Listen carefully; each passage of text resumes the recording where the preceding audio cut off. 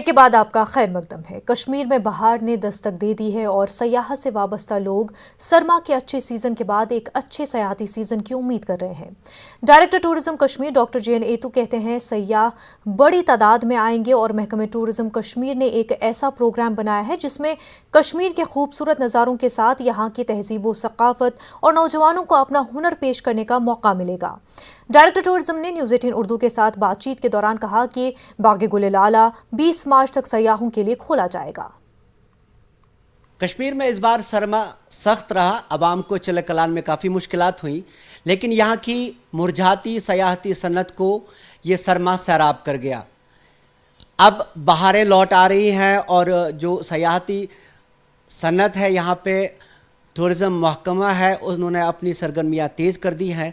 इन सरगर्मियों पर बात करने के लिए हमारे साथ मौजूद हैं director tourism Kashmir doctor JN Itoo. Pandemic के बाद जो टूरिज़्म सेक्टर को खोलने का फ़ैसला गवर्नमेंट ने किया, उसके बाद डिपार्टमेंट ने टूरिज़्म ने काफ़ी मोबिलाइजेशन करी, जिसमें बाहर भी कंट्री के डिफरेंट जगहों पे रोड शोज़ किए गए और सोशल मीडिया का भरपूर इस्तेमाल किया गया। इसके अलावा जो है यहाँ पे भी जो अच्छी स्टोरीज थी इसके हवाले से, टूरिज़्म के हवाले से जब शुरू में कुछ लोग आए, क्योंकि काफ़ी खौफ पहले था, लेकिन यहाँ हमारी UT गवर्नमेंट ने बहुत जिस इफ़ेक्टिव तरीके से पेंडेमिक को मैनेज किया था, वो एक अच्छा एक फैक्टर हमारे लिए ये साबित हुआ।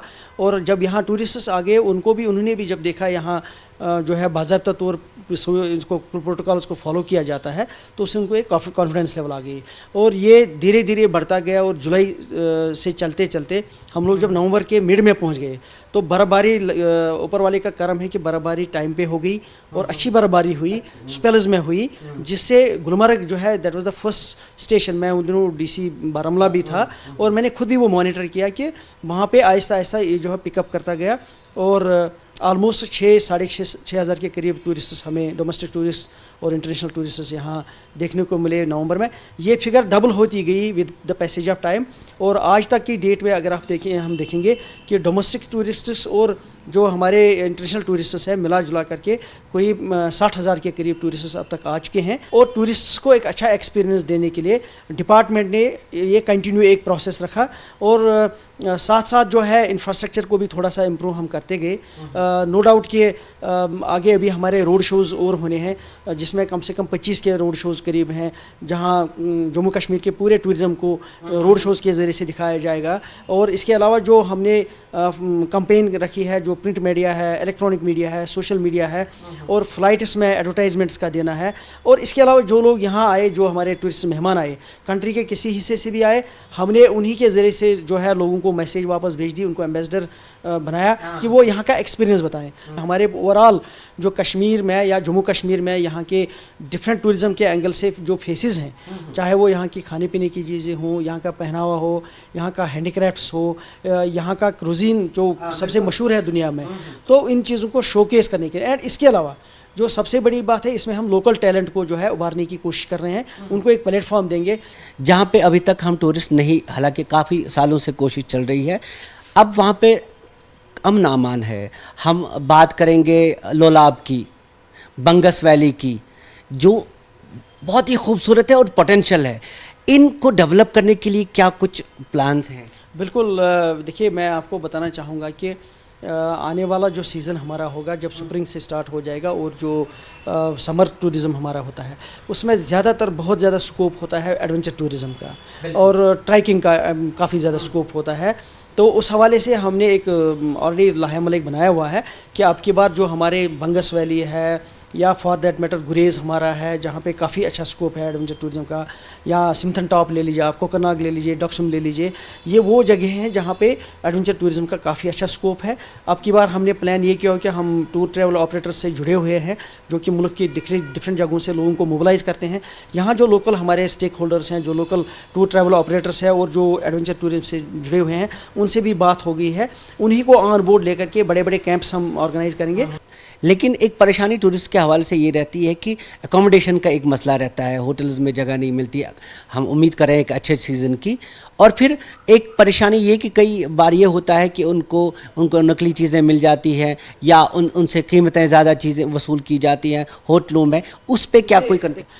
हमारी शॉर्टेज जो इसकी एकोमोडेशन का जहाँ तक सवाल है, मैं उसमें बिल्कुल एक चीज़ बताऊंगा कि गुलमर्ग में चूँकि हमारी जो कैपेसिटी है वो नो डाउट लिमिटेड है। क्योंकि लिमिटेड क्यों है?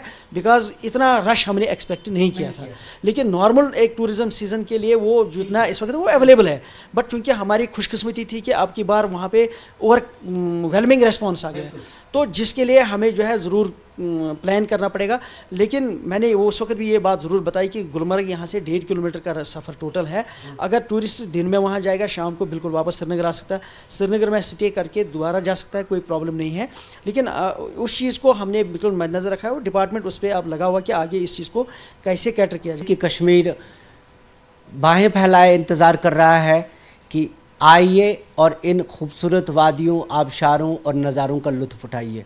जहांगीर अजीज़ के साथ शब्बीर अहमद, न्यूज़ 18 उर्दू, श्रीनगर।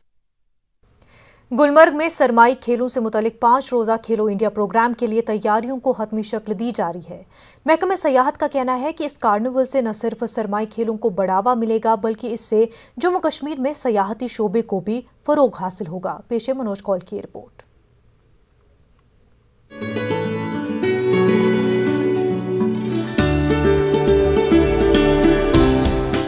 गुलमर्ग की बर्फपोश वादियां 5 रोजा स्नो कार्निवल के इंतजार में हैं। खेलो इंडिया के तहत 26 फरवरी से शुरू होने वाले इस कार्निवल के लिए तमाम तैयारियों को हतमी शक्ल दी जा रही है। इस कार्निवल में 20 रियासतों और मरकजी जेरे इंतजाम वाले इलाकों के खिलाड़ी शिरकत कर रहे हैं। सेक्रेटरी टूरिज्म सरमद हफीज के मुताबिक खेल मुकाबलों में 1000 से ज्यादा खिलाड़ी और अहलकारों के शरीक होने की उम्मीद है। इन्होंने कहा कि खेलो इंडिया के इस प्रोग्राम में स्नो स्कीइंग और स्केटिंग के अलावा दीगर बर्फानी खेलों को भी शामिल किया गया है, ताकि ये फेस्टिवल सिर्फ एक खेल तक ही महदूद ना रहे, बल्कि इसमें दीगर मुंसलिक खेलों के खिलाड़ी भी शरीक हो सके। इन्होंने कहा कि इसमें स्नो माउंटेनिंग, स्की माउंटेनिंग और स्नो बोर्डिंग को भी शामिल कर लिया है, ताकि ये फेस्टिवल स्नो कार्निवल की शक्ल इख्तियार करे। ये जो गेम्स हैं ये सिर्फ एक महदूद नहीं है to skiing and skating and ice skating and cross country skiing और एल्पाइन स्कीइंग, मगर कोशिश की गई है कि many other winter and snow games are added to it, so that these games are not just about one sport but about several other sports. जैसे ski mountaineering है, हमारी स्नो बोर्डिंग है, इसके अलावा स्नो शू चैम्पियनशिप्स हैं। ये कई ऐसी गेम्स हैं जो इसमें इंक्लूड की गई हैं। सरमद हफीज ने कहा कि इस कार्निवल से न सिर्फ बर्फानी खेलों को बढ़ावा मिलेगा, बल्कि इससे सयाहत की सनत को भी फरोग मिलेगा। इनका कहना है कि महकमे सयाहत ने गुलमर्ग में ही कई ऐसे प्रोग्राम मुनक्किद किए हैं जिनकी बदौलत सयाहों की आमद में काफी इजाफा देखने को मिला है। इन्होंने कहा कि कोविड की वबा से जम्मू कश्मीर में सयाहत पर काफी असर पड़ा, ताहम महकमे सयाहत की काविशों की बदौलत अब यह शोबा पटरी पर लौट आया है। Even during the games, most of the hotels have good occupancy, booked with tourists, और कई लोग आ रहे हैं, and this trend is continuing till after so many months after COVID. जब COVID हुआ, people could not travel. आप जानते हैं कि people who were avid travelers, people who were international travelers, and we thought that we took it as an opportunity because there is a large number of people who haven't been able to travel for all these months, and they are wanting to come, and no place like Gulmarg and no place like Jammu and Kashmir for them to come and visit. Gulmarg has become an address, and it will be an address in future, not just for national level games but also for international level. वाज़ेह है कि मरकजी सरकार ने गुज़िश्ता साल winter games को खेलो India programme में शामिल किया था और गुलमर्ग को इसकी मेजबानी करने का मौका फराहम किया था। सरमद हफीज का कहना है कि खेलो इंडिया प्रोग्राम की लगातार दूसरे बरस की मेजबानी का मौका फराहम होने से इन्हें काफी मसरत है, क्योंकि इससे न सिर्फ आलमी शोहरत याफ्ता सयाहती मकाम गुलमर्ग बल्कि जम्मू कश्मीर के दीगर सयाहती मकामात पर सयाहों की तादाद में इजाफा होगा। न्यूज़ 18 उर्दू के लिए मनोज कौल की report.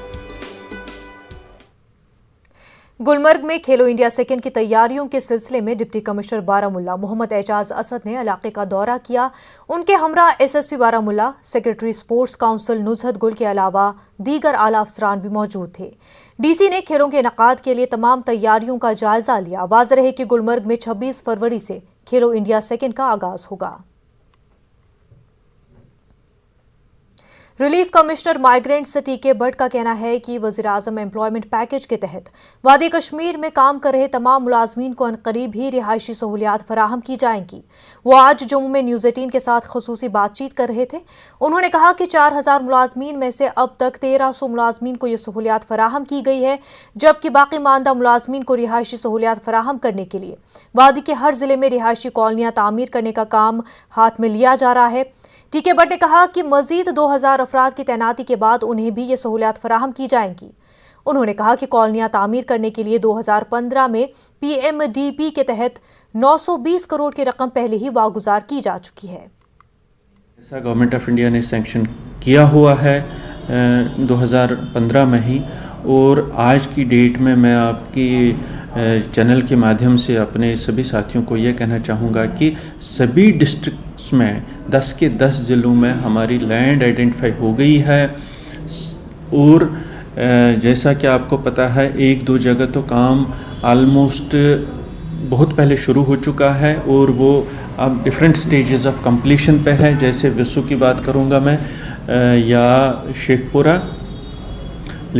In addition to that, Wandhama is coming in a very big way. Wandhama में 12 ब्लॉक्स का फर्स्ट स्लैब पड़ गया है और उसके साथ साथ शोपियां में भी काम शुरू हो गया है। तो बस विंटर के कारण, मतलब चूँकि इस बार आपको पता है वादी कश्मीर में स्नो ज़्यादा पड़ी इस साल, तो जो ही स्नो मेल्ट हो जाएगी, जो ही थोड़ी सी टेम्परेचर्स बढ़ जाएंगे और काम फिर से शुरू होगा।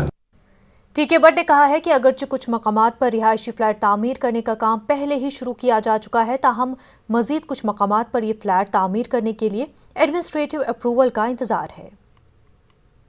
3-4 लोकेशंस की एडमिनिस्ट्रेटिव अप्रूवल के लिए फ़ाइल चल रही है सेक्रेटेरिएट में। एडमिनिस्ट्रेटिव अप्रूवल होने के बाद ही टेंडरिंग प्रोसेस शुरू होगा। जैसे हम बात करें बाबा दरियादीन की बात करें, जो अगेन गांदरबल की एक लोकेशन है, मसभवन की बात करें, शांगस की बात करें, 3-4 लोकेशंस का मुझे लगता है, आई एम होपफुल कि जो R&B डिपार्टमेंट मार्च में टेंडर आउट कर पाएंगे। वक्त हो गया एक छोटे से ब्रेक का।